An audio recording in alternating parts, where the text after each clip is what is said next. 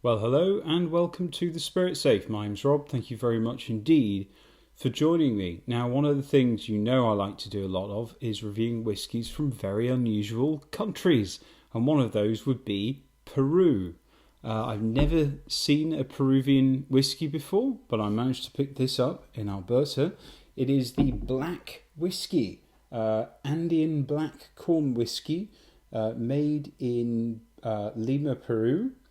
45% ABV, and it's made with an ancestral black corn, which is it's striking sight. It's kind of a purplish black colour, really quite remarkable.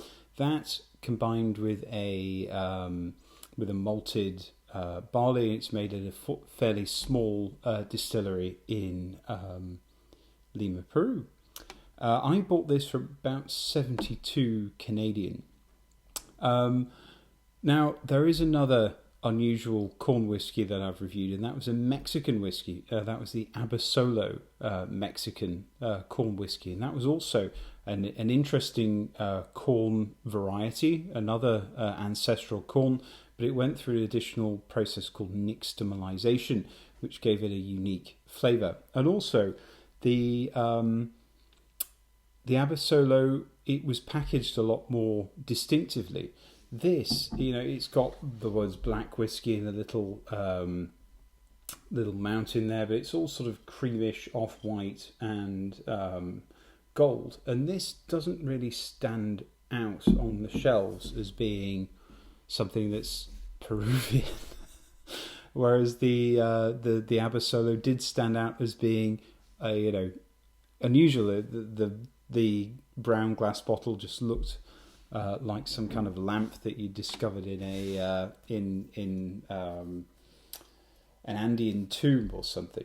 But this is, a little bit more classically packaged. Quite a heavy bottle. Got a black stopper, which is an artificial stopper. Works pretty well.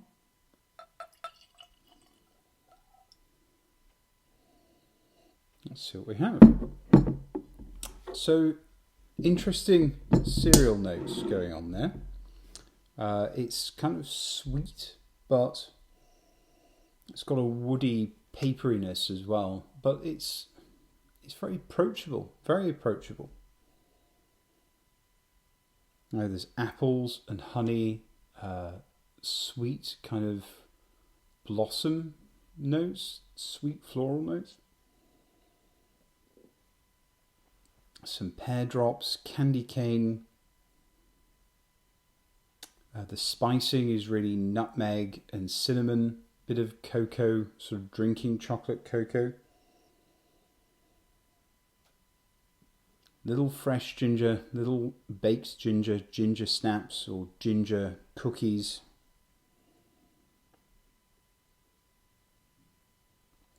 Picking up some honeysuckle, banana bread or buttered scones, warm buttered scones.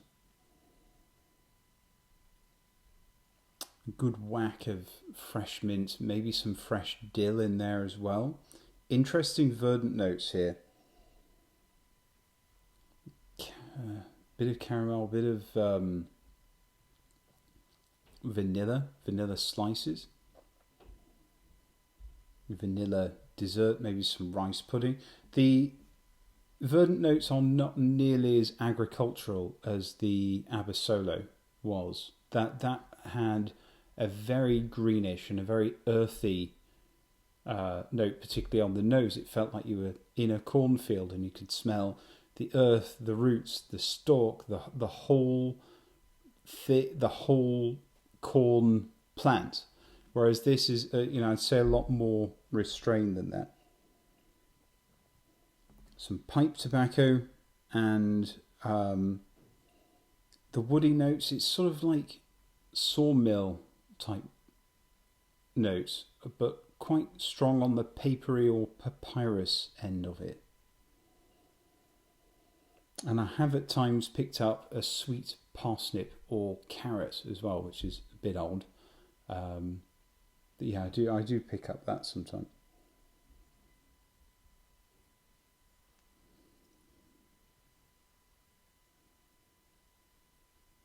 yeah, it's approachable. It's honeyed. It's a little bit floral, with that little edge of sort of sawdust papyrus.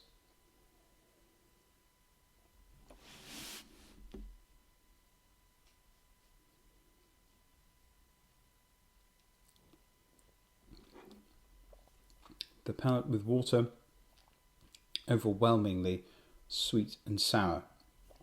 Lovely citrus notes and bitter honey and hay, shisha tobacco, lemon and lime, mixed sort of herbs, cigars, oranges, and that's everything from a sweet orange to a bitter orange oil, pear drops, cough syrup, and the papery note does make its way onto the palate as well. So let's give it a drop of water.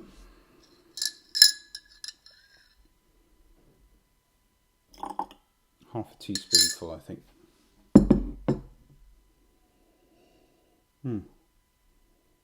Much more hay and sort of pencil shavings, cream and butter, mint chip ice cream,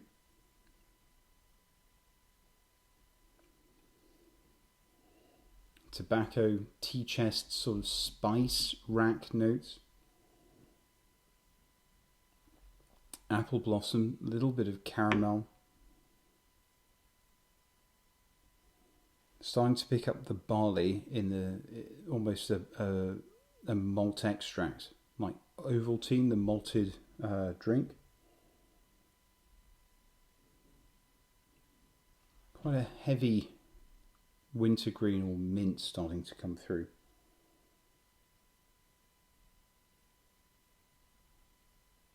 Some raisins and lavender soap, and the kind of Dutch black licorice that's in those hard pastels.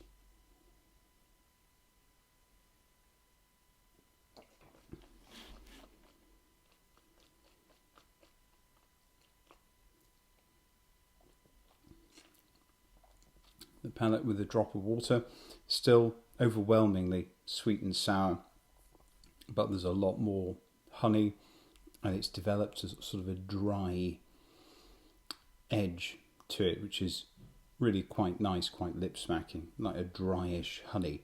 Apple cider vinegar, that lovely dryness, some tobacco, cinnamon, oranges, and now a little cherry.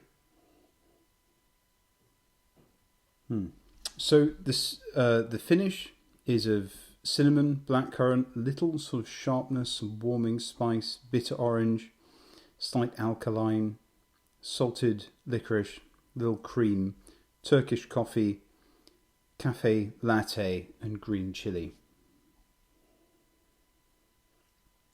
So there are bourbons you could buy for less than $72 that are very, very good. But this is a very unique thing, and I think it's a mistake that they packaged it so close to bourbons and Canadian whiskies. I think this is a lot closer than Abasolo to the typical bourbon. It's like the typical bourbon with a very interesting twist. I think it's worth what I paid for it at $72. It's an entertaining and engaging whiskey. This hasn't captured my imagination quite like Abasolo, and I feel that that's almost a failure on my part, because the way that this is packaged in that more pedestrian way or more typical way, maybe the packaging got me on Abasolo. I don't know, I haven't compared the two together, but I think I'm probably right that this is closer to a typical bourbon than the Abasolo is, and it's worth a try. It's worth exploring. I'm glad I paid. I'm glad I bought it. Glad I got to try a Peruvian whiskey. And I think I could see myself buying it again if it was available locally. It is an engaging and quite interesting whiskey. Anyway, I hope you've enjoyed the review. I'd be very interested to know if you have tried this. Otherwise, I encourage you to give it a go, and look forward to seeing you again soon. Cheers. Goodbye.